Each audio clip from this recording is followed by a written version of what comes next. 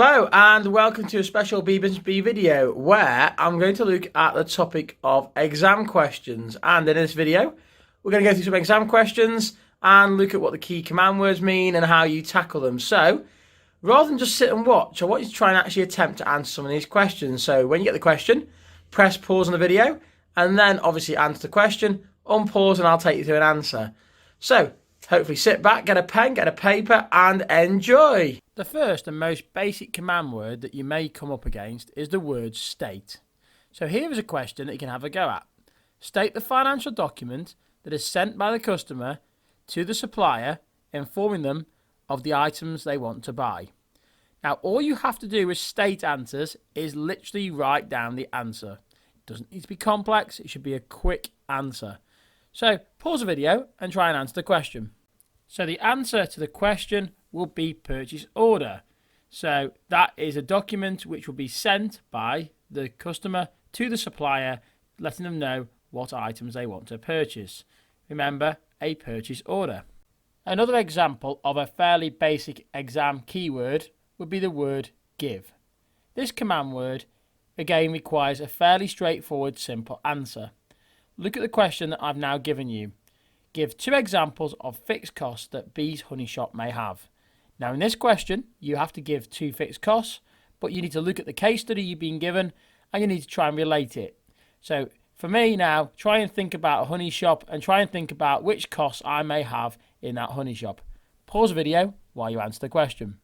There are various answers that you could have given. However, rent and insurance would have been valid answers, as well as, for example, salaries or broadband. They're all answers that you probably could have given, as well as anything else which is perfectly relevant to get the mark. So now we move to a more complex exam command word, the command word explain. Explain one advantage to be segmenting the market to help with promotion. Now really what you need to do here is tell me why, and you need to develop the answer you give. Now here it asks for one advantage, so you need to give me one advantage and you need to tell me why that is an advantage. Now look at the question, it's saying segment the market. So in other words, what is the advantage to be segmenting the market to help with its promotion? And when you give me that advantage, you need to explain why. You'll be marked on showing your knowledge and the way that you explain the answer. Pause video now and attempt to answer the question and then look at my answer. So here is an example answer. Now you'll notice that I've tried to get my knowledge marks by explaining how segmentation works and how it helps, and then I've also got one advantage I explained. So let's look at the answer. Segmentation helps Bee because it enables Bee to be more effective in who actually receives the promotion. So there's the benefit. Notice I'm going to explain the answer now, and there's the explanation part. This helps to reduce the cost of promotion, as it can be targeted to the specific groups of people who are most likely to purchase honey. An example could be targeting people who all earn over £20,000 per year. So I've actually applied my answer by thinking about an example, but that middle section explains my answer. I've said what the advantage is and I've explained that answer. That's how you would tackle an explanation question. Make your point and tell me why. So let's try and practice that skill of explain. Here's a question for you. Explain the difference between liquidity and profitability. Pause the video while you answer it and then we'll look at an answer. So here you had to explain the difference between liquidity and profitability. So firstly, you want to show some understanding of the key words. So look at the answer I produced. Liquidity is the amount of money in a business at any specific period of time. This is the ability of the business to be able to pay off its debts. Profitability is calculated at the end of the year by taking costs away from revenue. So I've already shown a good level of knowledge of the key words. Now I'm going to actually explain the answer. This is what the business will make when it gets paid. A profitable business can have liquidity problems if it does not manage its inflows and outflows of money effectively throughout the year. As you can see, that's a fairly detailed answer, but it does show a good level of knowledge and it does give an explanation of the difference between the two. Another command word you may face is the command word calculate. Now calculations are what you'd expect to do with any form of numeracy. So you need to show you're working at all stages. Remember, there will be marks you're working. So in this question, calculate the break-even point for B. Each jar costs £1 to produce and sells for £3. The fixed costs are £50,000. Pause the video while you work out the answer. So the most important thing to do is to show you're working. Notice that this will probably be worth 3 marks, and I've shown my formula which will actually get me 1 mark even if I've not calculated the question correctly.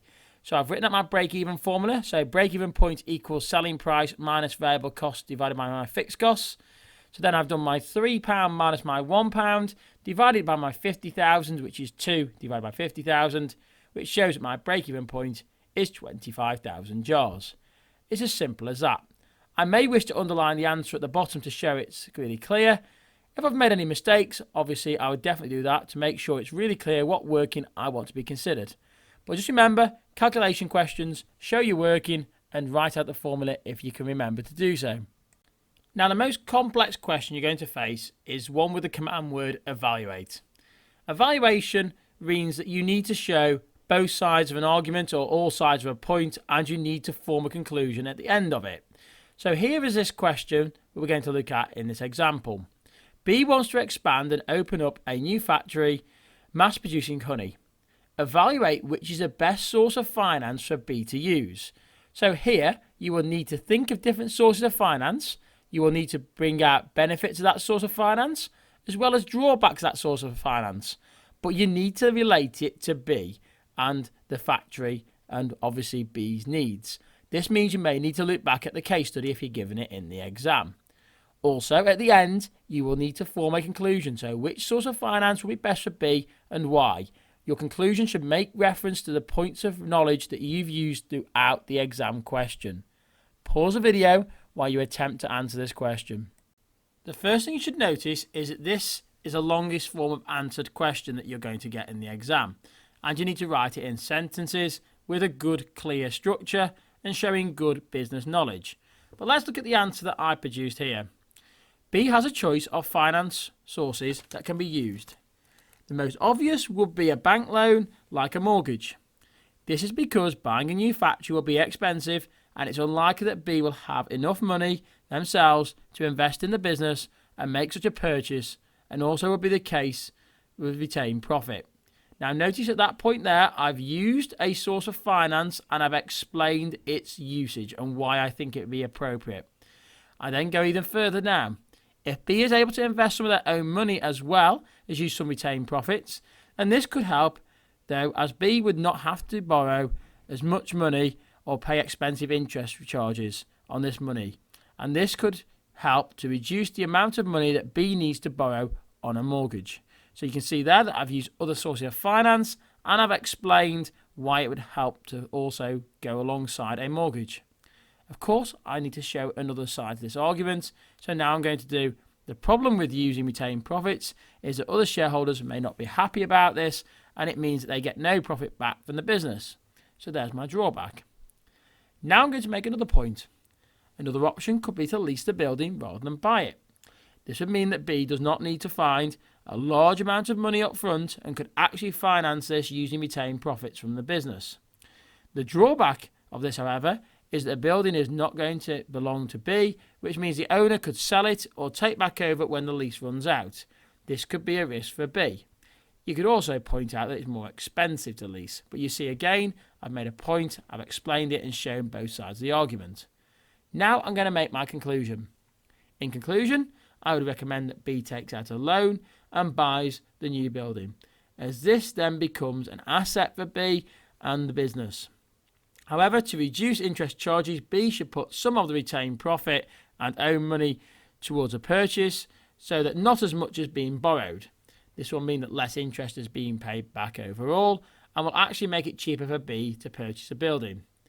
This will be a better option in the long term for B, and why I'd advise this is what he chooses to do. As you can see, I've made my points and I've formed a conclusion. In answer to the question that I know you'll be asking, how many points should I make? Well, really, 2 well-developed points would be enough, but I always tell my students to aim to make 3 well-developed points, and then make sure your conclusion only refers to information that you presented above. that just gives you a flavour of how to do this and hopefully gives you a feel for what's possible. Just remember that in the exam, you need to read the questions carefully. I'd advise that you actually highlight the key words, including the command word and any key knowledge. Also look at the style of writing that you produce. Try and remember that you are sitting a business exam, and that means you should be using business terminology. If anybody could probably turn up and do that exam and they haven't studied business, then that would probably send a highlight and a warning to others that maybe you're not writing to the level that you'd expect from business students. If you look at my keywords in here, I use the word asset, for example, and I also talk about some of the key sources of finance. By using those terms, I'm showing that I've studied the subject, and that's what you've got to do. Finally, remember, in any exam, it's your chance to show the examiner what you know. You need to put the effort in, and you need to learn your knowledge. But most importantly, you need to go in there positive, believing that you can succeed in the exam when you undertake it. So, I'm going to wish everybody good luck. Hopefully you found this video useful, and if you have, make sure you like and share it. If not, or you've got any further questions, don't forget to contact me on my social media, where I'll be happy to help.